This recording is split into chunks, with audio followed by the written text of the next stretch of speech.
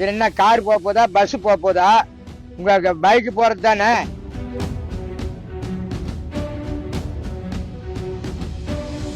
இது போட்டு கொடுத்தா உங்களுக்கு புண்ணியம்.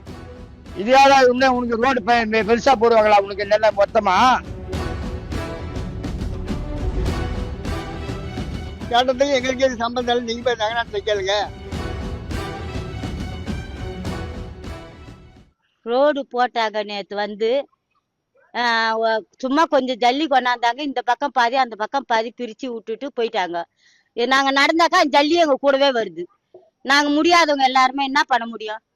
இதுலதான் நடந்து போனோம். இதுக்கு ரோடு போட்டு கொடுக்கலன்னா நாங்க மீண்டும் நாங்க வரதா செய்வாங்க, போராட்டம் பண்ணுவோம். ரோடு எப்படி போட்டுருக்காங்க?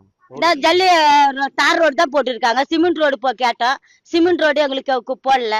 தார் ரோடு போட்டு கொடுத்தாங்க, அதுவும் சரியா போடாம அப்படியே பேந்துக்கிட்டு வருது. அப்படியே கால் வச்சாக்கா நீங்களே பாத்துட்டு வந்து பாத்துட்டு போங்க. சொல்லுங்க ஐயா. ஐயா, குன்னமஞ்சேரி இந்திரா நகர் 1ஆம் நம்பர் வார்டு. இதுல எங்களுக்கு வார்டு நம்பர் இவன் பேரு என்ன பேரு, செங்கல்ராயன் தான் வார்டு நம்பர் எங்க ஏரியாவுக்கு. அந்த வார்டு நம்பர் ஆக்கிறவர் காலையில் வந்தாரு. கேட்டதுக்கு என்னன்றாரு, இது என்ன கார் போதா பஸ் போதா? உங்க பைக் போறது தானே.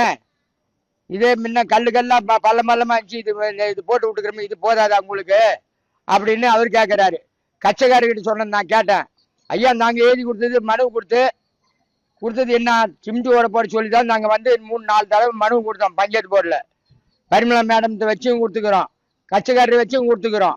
அப்படி இருக்கும்போது நீங்க சிமெண்ட் ஓடு போடுறேன்னு சொல்லிட்டு ஒரு ட்ரக்கு ஒரு ஜல்லி கொண்டு தார இந்த கடைசியிலேருந்து அந்த கடைசியிலேருந்து போட்டு விட்டு போயிட்டீங்க. இது எதுக்கு? மழை பெஞ்சா ஒரு மழை பெஞ்சு தண்ணி வந்தா பூரா பேத்துக்குன்னு போயிடும். இந்த பேத்து போய் நீங்களே கையில பேத்து பாருங்க அப்படின்னு சொல்லி காலைல கேட்டீங்க. இதுல என்ன, இதே போட்டு கொடுத்து அந்த கான்ட்ராக்டுக்காரன் என்னன்றான், இது போட்டு கொடுத்தா உங்களுக்கு புண்ணியம்.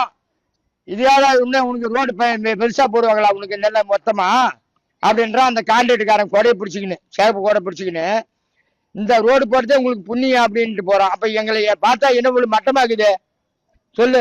எங்களுக்கு இது வரல இதே மாரி தான் பண்ணிக்கின்னு பட்டாவும் கொடுக்க மாட்டானுங்க, இது பண்ண மாட்டானுங்க, இதே மாரி தான் பண்ணிக்கிறாங்க.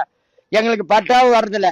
இந்த முறை எவன் இப்ப எங்களுக்கு பட்டா கொடுக்க போறானோ அவங்களுக்கு ஏதாவது ஓட்டே போடுவோம். இந்த ஊர்ல ஒரிஜினல் பட்டா கொடுக்குறவனுக்கு நாங்க முடியாதவங்க எங்க போறது? நான் சொல்லி எடுத்து வண்டி எல்லாம் ஒரு அடி எடுத்து வைக்க முடியாது. அந்த நிலையில நாங்க இருக்கிறோம். எங்க போனாலும் நாங்க கூட போய் இது பண்றோம். என்ன பண்ண முடியும் சொல்லு? நாங்க 5 வருஷமா மனு கொடுத்தோம். 2000 போட்டு கொடுத்த ரோடுங்க ஐயா.